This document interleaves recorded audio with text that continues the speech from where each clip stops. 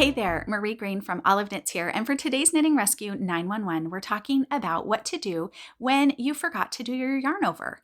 And let's say 2 rows ago, you were supposed to work a yarn over and you forgot to. And now you're at the section where you're supposed to do another set of yarn overs, but the first one isn't there. Now, when you miss a yarn over, it can also throw off your stitch count. So it's pretty important that you get it in there. And one thing that you can do is use the bars between the stitches to recreate the yarn over where it belongs. So I am going to assume that I needed a yarn over down here 2 rows below. So I'm going to take the second bar. That's the row that I wanted the yarn over to be in. And I am going to take the tip of my needle and grab the first bar and pull it up. And look at that. I've just created a hole or a yarn over.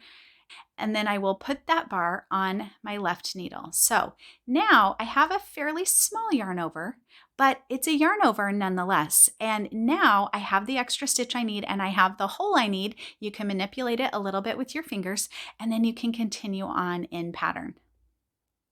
If you love learning new knitting tips and tricks, make sure to like and follow me here on YouTube so you'll be the first to know when new videos are available.